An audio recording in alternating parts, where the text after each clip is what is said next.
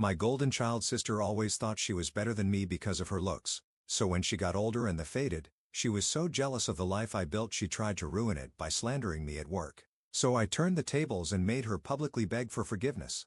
My golden child sister always thought she was better than me because of her looks, so when she got older and they faded, she was so jealous of the life I built, she tried to ruin it by slandering me at work. So I turned the tables and made her publicly beg for forgiveness. Growing up, my sister Samantha was the pretty one out of us two, and I was always happy that this was the case because good looks is the only thing she had going for her. She was ugly on the inside. She always said she was better than me, flaunting how much prettier she is and how much more boys are interested in her. Our mom even told her she'd marry rich and be the more successful sister, making Samantha an egomaniac. It was clear I was second to Samantha in my parents' eyes and call me crazy, but I loved it, because even back then, at just 15 years old, I knew that the way they treated me because I wasn't aesthetically blessed would only push me to work harder and hopefully make them proud. And I was right. I got an academic scholarship and moved out at 18. This was when the rift between me and Samantha formed. She claimed I thought I was too good for our family with my fancy scholarship and actually persuaded my parents into thinking the same. It hurt a lot going low contact with them, especially with how I always wanted to prove myself to them, but they forced my hand. Fast forward 10 years, I was finally successful, dating a great guy, working at a high-end marketing firm, and that was when I made the biggest mistake of my life. I thought my family would approve of me. I made plans to see them again, and over text, they sounded excited. I was excited too. I pulled into my parents' driveway in a car that I bought with my own money with James next to me. I looked confident on the outside, but inside I was nervous. I had not been home in a long time. I walked in and it felt like almost nothing had changed, but somehow everything had. Samantha was still there, 31 now, lying on the couch with a magazine in her hand like she didn't care I had just walked in. She looked tired, still beautiful, but her looks were fading. Her hair was dry and overprocessed, and her makeup was heavy. My parents greeted James and me, and their smiles were tight. At lunch, it got weird. Samantha barely said a word at first, and when she finally did, it was to talk about a high school modeling competition she won over a decade ago. My parents cheered her on like they used to. By evening, the energy in the house was awful. Samantha kept throwing digs at me, flat out telling me, "I'm still prettier than you, and that's all that matters." She brought up how I once tripped during a school recital and the whole room laughed at me. My parents chuckled along awkwardly. James kept giving me reassuring touches under the table. My patience was spinning. Later that night, I found Samantha alone in the kitchen. She was standing by the window, staring at her reflection, almost tearing up. I took a deep breath and did something I had been thinking about since I decided to come home. I offered her a job. I told her that my firm had a new marketing division opening, and I had pulled some strings to create a spot that I thought she would be perfect for. It came with a place to live, classes to help her sharpen her skills, and real chances to build a career. I said it gently. I made sure she knew it was coming from a place of wanting her to have something better. At first, she just blinked at me. I thought maybe she was shocked. Maybe she would cry. Maybe she would hug me. But then her face changed. She looked furious. "You think you're better than me?" she yelled. I was taken aback. That's when she started. She said I was still the awkward, forgettable, ugly sister underneath it all. She said James would leave me the second someone prettier came along. Her voice shook from rage. Deep down, I wanted to. But for the first time in my life, I did not back down. I told her calmly that she had every opportunity handed to her on a silver platter, and she had wasted it. I said she spent her life relying on her looks. I said that if she was lonely and struggling now, it was not because the world was unfair. It was because she had never bothered to invest in anything that would last longer than her beauty. I could feel the air go dead around us. I could see her chest heaving, her hands clenched into fists. When I finished, I noticed my parents standing in the doorway. They had heard everything. My mom's face was white. My dad looked like someone had punched him in the gut. James was standing behind them, and when our eyes met, I saw nothing but pride in his face. Samantha stormed off, slamming her bedroom door so hard the whole house shook. I heard stuff crashing against the walls. I half expected my mom to go after her the way she always used to, but she just stood there frozen, torn in a way I had never seen before. My dad stared at me like he was seeing me clearly for the first time and maybe hating himself a little for how long it had taken. James and I packed our bags and left shortly after, but it's on the drive home that my phone started blowing up. It was my job. I called my boss back immediately. "What the hell is going on?" she demanded without preamble. "What do you mean?" I sat up, instantly alert. "Have you seen the review? The one calling you out by name?" My stomach dropped. "What review?" She explained that someone had left a scathing 1-star review on our company website, specifically naming me and claiming I had made cruel jokes about their autistic son during a client meeting. The review was getting traction on social media with people already calling for me to be fired. "I never did that," I said, my voice shaking. "That's completely fabricated." "I figured as much," my boss said, sounding slightly relieved. "It didn't sound like you, but we need to address this ASAP. PR is already drafting a response." After hanging up, I immediately checked the review myself. It was vicious, detailed, and completely false. The client claimed to have met with me just 3 days ago when I had actually been in meetings with an entirely different client surrounded by colleagues who could verify my behavior. And then I saw the username of the reviewer, Pretty in Pink 31. Samantha was 31 years old, and Pretty in Pink had been her favorite movie since high school. "That bee," I whispered, showing James the screen. "She's trying to get me fired." James read the review, his expression darkening. "Can you prove it's her?" "Not definitively, but the timing is too convenient. And that username," I trailed off, my mind racing. "I need to call work back." I spent the next hour on conference calls with my boss, HR, and our legal team. They believed me about not making those comments, especially since I could prove I wasn't even in the meeting described, but the damage control was still necessary. The review had already been screenshot and shared across Twitter and Facebook. We were checking out of the hotel when my phone rang again. It was my mother. "Have you seen what your sister did?" she asked without greeting. "So they knew." "You mean the fake review trying to destroy my career?" "Yeah, I've seen it. She's gone too far this time," my mom said, surprising me. "Your father and we had a long talk last night, and again this morning when we saw what she posted." I waited, not sure where this was going. "We've enabled her," my mom continued, her voice small. "All these years, we thought we were helping her, but we weren't. And we weren't fair to you." It was the closest thing to an apology I was likely to get. I should have felt vindicated, but mostly I just felt tired. "What are you going to do about the review?" I asked. "Your father is making her take it down right now, and she's going to post a retraction admitting she made it up." "That was something at least, thanks," I said stiffly. "Will you be okay?" "Your job? I'll handle it," I said. "I always do." After hanging up, I checked the review site again. The post was already gone, but screenshots lived forever online. The damage was done. James and I drove back to Chicago in relative silence. I was mentally drafting emails, planning damage control, wondering if I should get a lawyer involved. My career was everything to me. It was what I'd built when I had nothing else. The thought of Samantha trying to take that away made me physically ill. We were about an hour outside the city when my phone pinged with a notification. Samantha had tagged me in a social media post.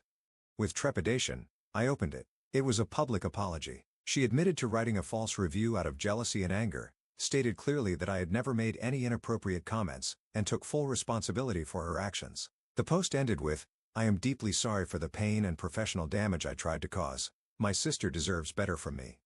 I stared at the screen, not quite believing what I was seeing. "She actually apologized," I said to James, showing him the post. He glanced at it, then back at the road. "Do you think she means it?"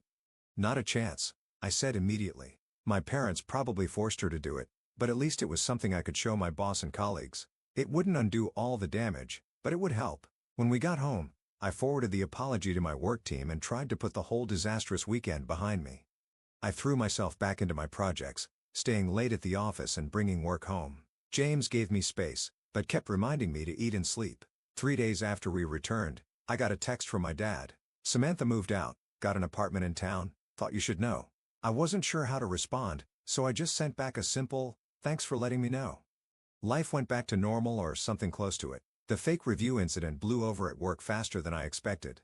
My colleagues were supportive, and my boss even joked that we should hire Samantha to write negative reviews of our competitors. I didn't find it funny. About 2 weeks after our visit, I was working late when my office phone rang. It was the front desk security. "There's a Samantha here to see you," the guard said. "Says she's your sister." My heart skipped a beat. "I'll be right down." I found Samantha sitting in the lobby looking uncomfortable and out of place. She'd made an effort with her appearance. Hair freshly colored, makeup flawless, but she seemed smaller somehow, less confident than I'd ever seen her. "What are you doing here?" I asked, not bothering with pleasantries. She stood up, clutching her purse like a shield. "I needed to see you in person to apologize properly." I crossed my arms. "You drove 4 hours to say sorry and to ask if she took a deep breath. If that job offer is still available." I stared at her, certain I'd misheard. "You're joking." "I'm not." She looked down at her designer boots. "Mom and Dad cut me off. Said it was time I stood on my own 2 feet. Dad called it tough love or whatever. So that explained the sudden move out of their house. And now you want my help? After you tried to destroy my career? I know it's a lot to ask, she said quietly. I wouldn't blame you if you told me to go to hell.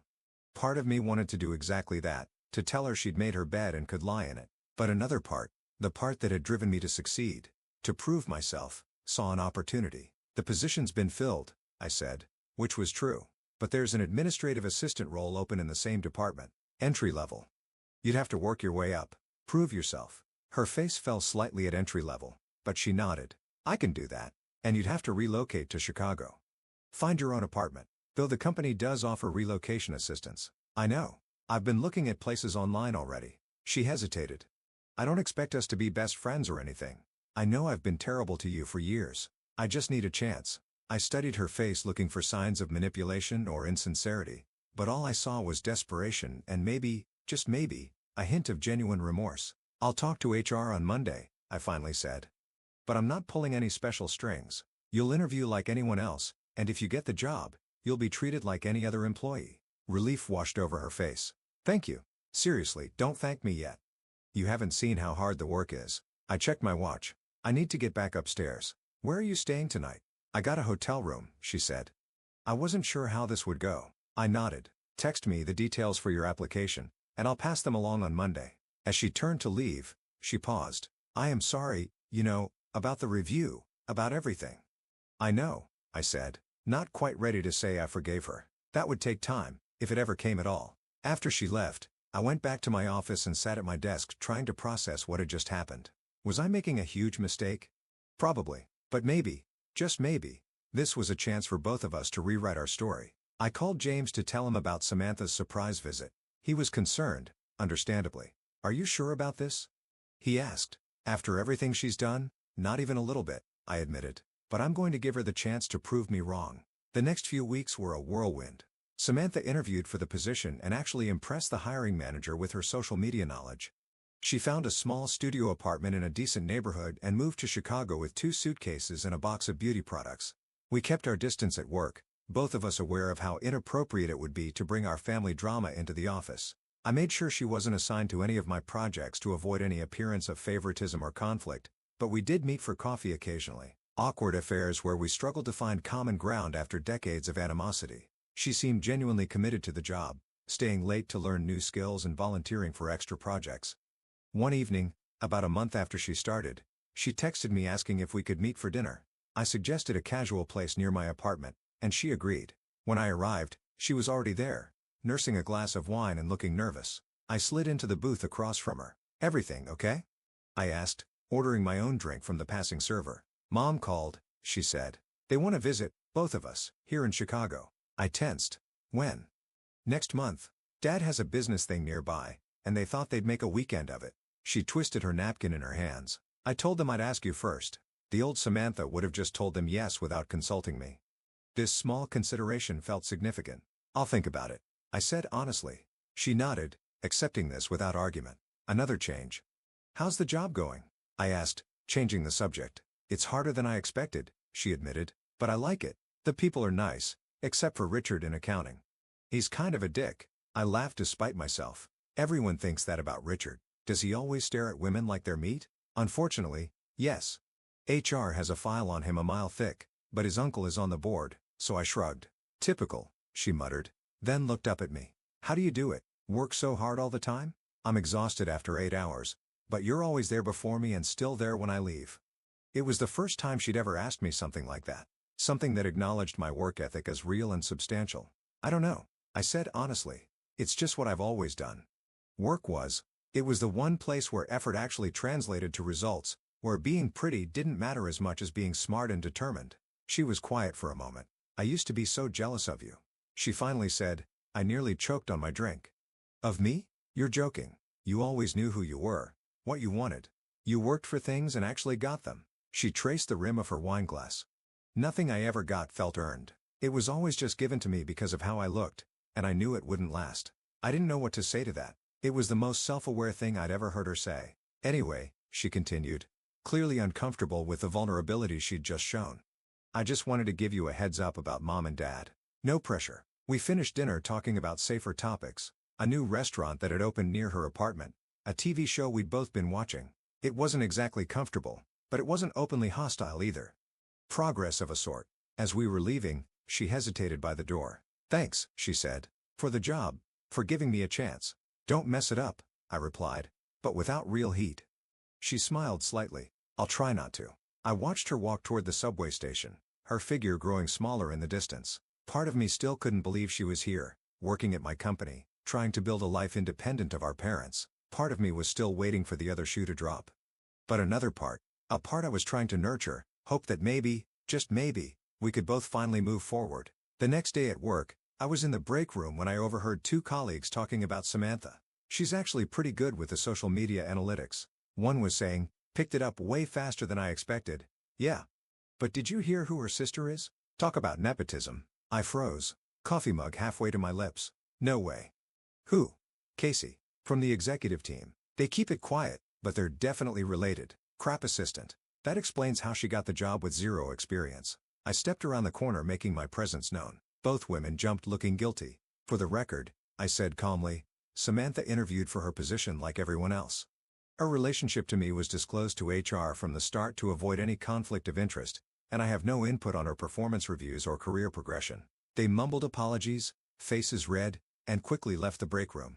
I stood there feeling a strange mix of defensiveness and pride. Defensiveness because I hated the implication that I'd pulled strings unfairly. Pride because despite everything, Samantha was apparently doing well enough that people were noticing her work, not just her looks. That evening, I texted her, "Heard good things about your social media work today." 3 dots appeared immediately. Disappeared, then reappeared. Finally, "Really? From who?" "Just office talk." "Keep it up." Another pause then, "Thanks. That means a lot." It was such a small exchange, but it felt significant. For the first time in our lives, I was praising her for something she'd actually accomplished, not something she'd been born with, and she seemed to genuinely value the recognition. The next few weeks passed in a blur of work and cautious interactions with Samantha. We weren't exactly friends, but we were something less antagonistic than we'd been our entire lives. She invited me to see her new apartment, a tiny studio that she decorated with surprising taste on a tight budget. I helped her assemble an IKEA bookshelf that had defeated her for 3 days straight. As the date of our parents' visit approached, I found myself increasingly anxious. James noticed me checking my phone more often, my shoulders tensing whenever it buzzed. "You don't have to see them," he reminded me one night as we were getting ready for bed. "You can say you're too busy with work." "I know," I sighed, "but I think I need to. For closure." If nothing else, he kissed my forehead. "Whatever you decide, I'm with you." I finally texted Samantha that I'd meet with our parents, but only for dinner on Saturday night. One meal, neutral territory, with James as my buffer. She seemed relieved, immediately suggesting a restaurant that was nice, but not too fancy. The night before their arrival, I had trouble sleeping. I kept imagining worst-case scenarios. Samantha reverting to her old self, my parents dismissing my career achievements, public arguments that would embarrass everyone. But I was also holding on to a small hope. If Samantha could change even a little bit, maybe my parents could too.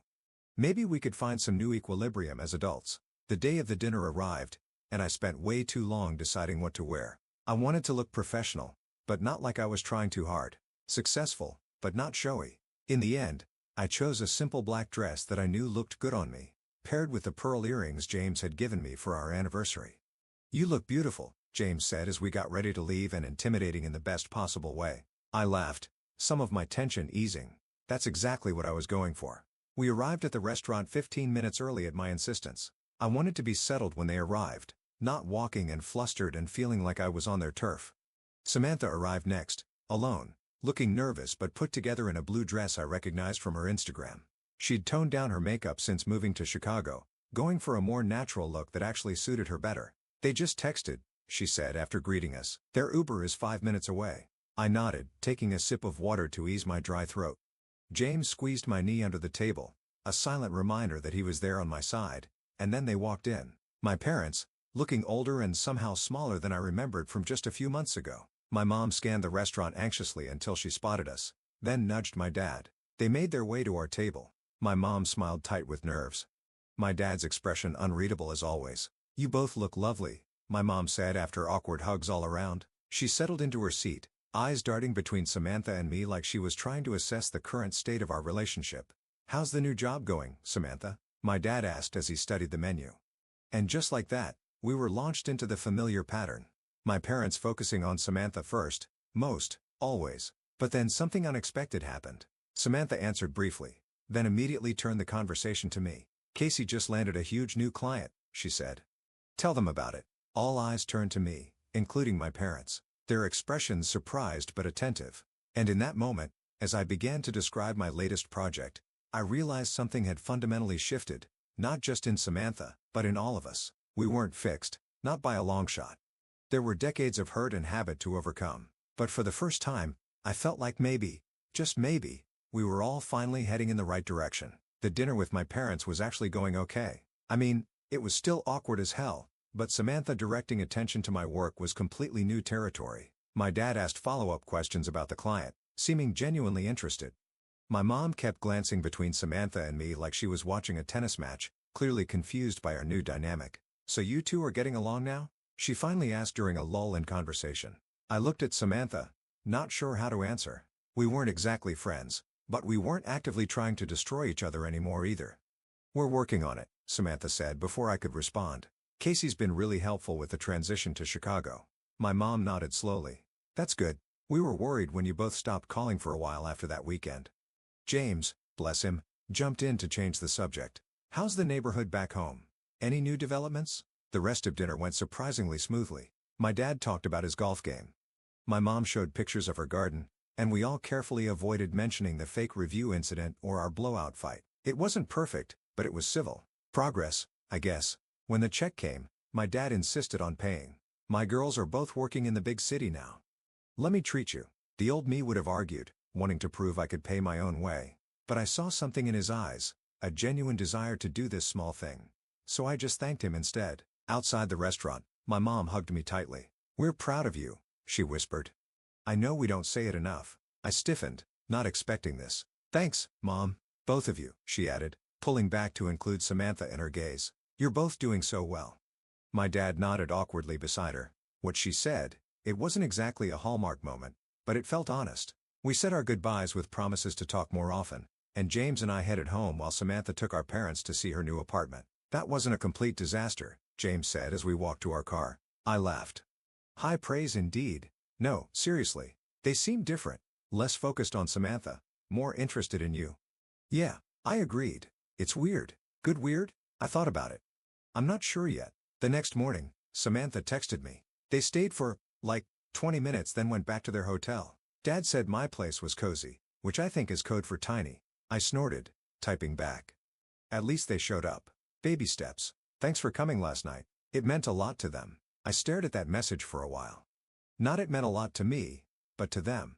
Samantha was still keeping her emotional cards close to her chest. Fair enough. So was I. Life went back to normal after my parents left.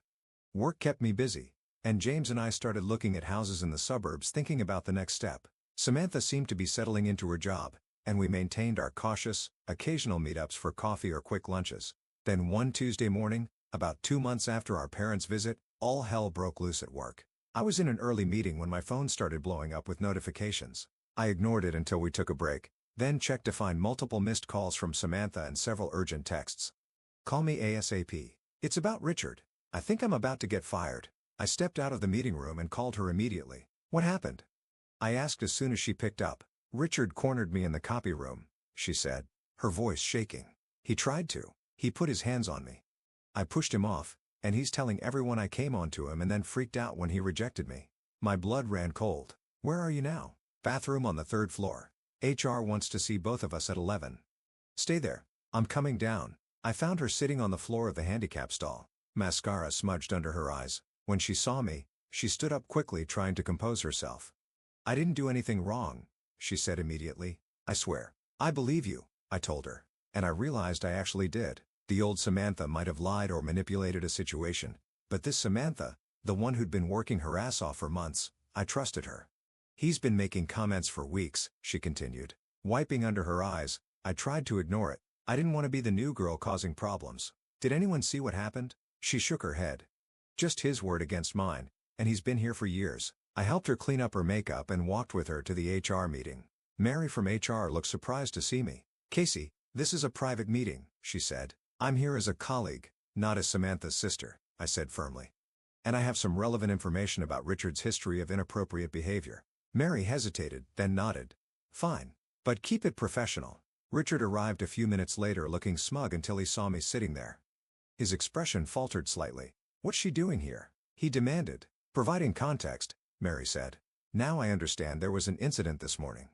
Richard launched into his version of events claiming Samantha had been flirting with him for weeks and had cornered him in the copy room, becoming aggressive when he turned her down. It was such obvious bullcrap I had to dig my nails into my palms to keep from interrupting. When it was Samantha's turn, she told her story calmly and clearly. No dramatics, no accusations, just facts. I was impressed by her composure. And, Casey, you said you have additional information?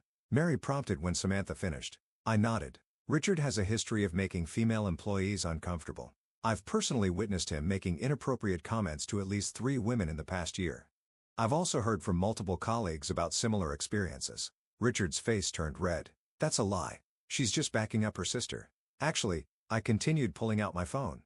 I have emails from Jessica in design, Alex in marketing, and Jamie in accounts, all describing similar behavior from Richard. I forwarded them to you, Mary. Mary checked her email, her expression growing more serious as she read. I see. Richard, I think we need to continue this conversation privately. Samantha, you're free to go for now. We'll be in touch. Outside the HR office, Samantha let out a shaky breath. How did you have those emails ready? I didn't. I admitted. I've just been collecting complaints about Richard for months, hoping to build enough of a case that HR would finally do something. Your situation just forced the issue. She stared at me. You put your reputation on the line for me. I shrugged, uncomfortable with her intensity. It was the right thing to do. Thank you, she said simply. I nodded, not sure what else to say. Take the rest of the day off if you need to. I'll cover for you. No, she said firmly. I'm not hiding. I didn't do anything wrong. I respected that. Okay, but text me if you need anything. 2 later, Richard was escorted out of the building by security, carrying a box of his belongings. The office grapevine went wild with speculation, but HR kept the official details quiet. Samantha held her head high, ignoring the whispers and getting on with her work. That weekend, she invited me over to her apartment for dinner. It was the first time she'd cooked for me ever, I think. The pasta was slightly overcooked and the sauce was from a jar, but the effort meant something. I've been thinking a lot about what happened, she said as we ate. About why I didn't report Richard sooner. I waited, letting her gather her thoughts. My whole life, I've used my looks to get what I want, she continued. It usually worked, but it also meant I never developed other skills, like standing up for myself in a professional way or knowing my own worth beyond my appearance. I nodded, understanding exactly what she meant. When Richard started with the comments, part of me thought that's just how things work. Men notice me. I use it to my advantage. But for the first time, I didn't want that to be the dynamic. I wanted to be taken seriously for my work. You're being taken seriously. I told her, your performance reviews have been excellent. She looked surprised. You checked? I asked David in HR. Not for details, just a general sense. He said you're exceeding expectations. A small genuine smile spread across her face. Really? Really? And it has nothing to do with being my sister or being pretty. It's because you're good at the job. She was quiet for a moment. I never thought I could be good at anything real. Well, now you know. After dinner, we ended up on her tiny balcony with glasses of wine looking out at the city lights. It wasn't exactly comfortable between us. Too many years of hurt for that, but it was peaceful in a way I'd never experienced with her before. Mom called yesterday, Samantha said suddenly. They're thinking about selling the house. What? Why? She shrugged. It's too big for just them. Dad's thinking about retiring next year. They might move to Florida or something equally cliché. I tried to imagine our childhood home belonging to someone else. It was a strange thought. How do you feel about that? Weird, she admitted, but also, kind of relieved. Like, maybe we can all finally move on from who we were there. I understood exactly what she meant. The next few months flew by. Work was hectic, and James and I finally found a house we loved in a suburb with good schools. We weren't planning on kids immediately, but we were thinking about the future. Samantha got promoted to social media coordinator, a position she genuinely earned. She started dating a guy from the IT department, a nice normal guy who seemed to like her for more than just her looks. Our parents did end up selling the house, though they moved to Arizona rather than Florida. My mom started sending both of us the same updates and photos, treating us equally for perhaps the first time ever. One Friday evening, about a year after Samantha had moved to Chicago, she texted me asking if we could meet for a drink. I was tired after a long week, but something in her message seemed urgent, so I agreed. I found her at a bar near my office already nursing a cocktail. She looked nervous. Everything okay? I asked, sliding onto the stool beside her. I got a job offer, she said without preamble. In New York, a cosmetics company wants me to run their social media team. Wow, I said, genuinely impressed. That's amazing, Sam. She didn't even correct me on the nickname. It's a big step up. More money, more responsibility. You should take it, I said immediately. It's a great opportunity. She studied my face. You're not upset about me leaving? I was surprised by the question. Why would I be upset? I don't know. We just started to, she gestured vaguely between us. Whatever this is. Become actual sisters? I suggested. She nodded, looking uncharacteristically vulnerable. Sam, you taking this job doesn't change that. New York isn't that far. We have phones, video calls, planes. So you think I should go? Absolutely. You've earned this. She smiled, relief evident on her face. I already accepted. I start next month. I laughed. Then why ask my opinion? Because it matters to me, she said simply. We ordered another round and spent the evening talking about New York, her new job, my new house. For the first time, it felt like a conversation between friends, not just sisters bound by obligation and shared history. When we finally left the bar, she hugged me tightly. Thank you, she said. For what? For not giving up on me. Even when I was awful. Even when I tried to ruin your career. I hugged her back. That's what sisters do, I guess. The day Samantha left for New York, I helped her pack the last of her things into a moving van. Her apartment looked bare and sad with all her stuff gone. You sure you have everything? I asked, checking the empty closets one last time. I think so. She said, looking around. If I forgot anything, I'll just buy a new one. Some things never change. I smiled. Outside, her boyfriend was waiting to drive her to the airport. They were going to try long distance for a while. See how it went? So I said awkwardly, this is it. For now, she corrected. I'll be back for Christmas. And you promised to visit in the spring? Right. Of course. We stood there for a moment, neither sure what to do. Then she pulled me into a hug. I love you, she said quietly. I don't think I've ever actually said that before. I swallowed hard. I love you too. And I meant it. Not because she was perfect now, she wasn't. She still had her moments of selfishness and vanity, but she was trying. We both were. As I watched her car drive away, I thought about how far we'd come from that disastrous family visit over a year ago. How we'd both grown in ways I never expected. My phone buzzed with a text from James. On my way home. How'd it go? I typed back good. Sad but good. Bring pizza? Already ordered. Love you. I smiled. Pocketing my phone and heading to my own car. That night, James and I ate pizza on the floor of our new house. We still hadn't bought a dining table.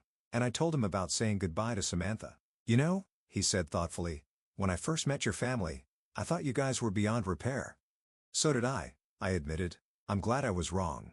I leaned against his shoulder, thinking about how life never turns out quite how you expect. How people can surprise you for better or worse. How sometimes the hardest relationships are the ones most worth fighting for. Me too, I said simply. 6 months later, Samantha flew back to Chicago for my wedding. She wasn't my maid of honor. That spot went to my college roommate who'd been there for me during those years of family estrangement, but she was a bridesmaid standing beside me as I married James. My parents sat in the front row. My mom crying happy tears. My dad looking uncomfortable in his suit but proud. They'd flown in from Arizona a week early to help with last-minute preparations. And for once, they'd been more helpful than stressful. At the reception, Samantha gave a toast that made me tear up. No backhanded compliments. No making it about herself. Just genuine words about how much she admired me and how happy she was for James and me. Later, as James and I swayed on the dance floor, I caught sight of Samantha chatting with one of his cousins, laughing at something he said. She looked happy, confident in a way that came from something deeper than just her appearance. Penny for your thoughts? James murmured in my ear. I smiled up at him, just thinking about how sometimes things work out okay in the end. Not perfect. Not fairy tale happy ever after. Just okay. And honestly, after everything, okay felt pretty damn good.